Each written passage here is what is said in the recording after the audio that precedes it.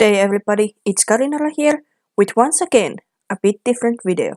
Today I'm going to bake a traditional Finnish treat called Pulla with you. So let's get straight to it. Let's start with 1 liter of lukewarm water.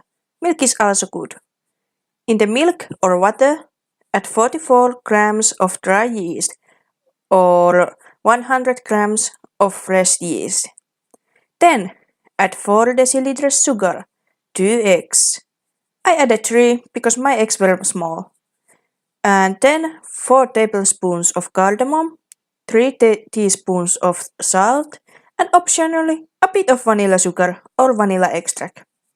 Then add a lot of butter, more precisely 400 grams. Let's mix it until the yeast is well mixed in. Now, let's start adding flour.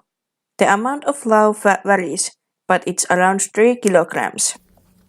Knead and keep adding flour until it looks something like this and doesn't stick on your hand, as seen on video. Cover the bowl with a cloth and let the dough rise for about 45 minutes. Eventually, After 45 minutes, it's good time to put on the oven on 200 degrees Celsius or 392 degrees Fahrenheit. Next, I'll show you 3 different kinds of ways of pulla. But basically, you can just use your imagination. First one is very traditional butter pulla. First, turn the dough into a long rod. Then cut it into small, equal pieces. Then roll them into balls as seen on this video. Next up, stick pieces of butter in the pulla and put some sugar on top of the butter so that it doesn't burn.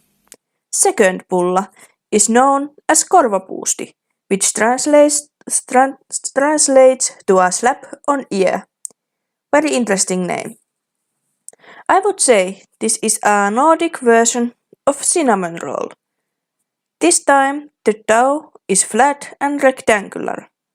Then add an even layer of cinnamon and a similar layer of sugar, and then just roll it up tightly and cut into equal pieces. Here I tried to make them fancy and failed miserably. You don't have to do that. They taste equally as good. Last but not least, berry and custard pulla. The berries I have here are red currants and blackberries. Don't really recommend them. So many better berries exist and you can basically put anything in the pulla with the custard. So, the beginning is the same as with the butter pulla. Turn the dough into a long rod, cut into small equal pieces and roll them into balls.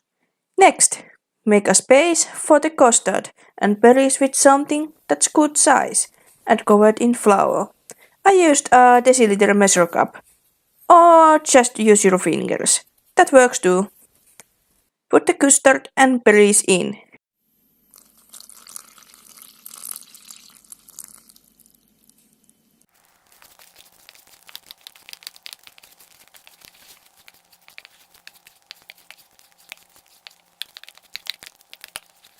And you are done.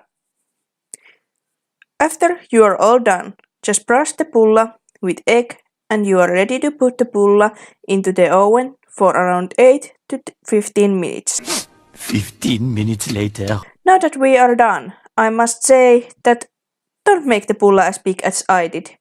I don't know why they rose so much in the oven, but now they are at least double bigger than they should be. Still, they taste awesome. Okay, this was kind of a different kind of video, but I still hope you liked it. Because I was just bored and I wanted to bake. And I wanted to share the baking with you. So, bye bye!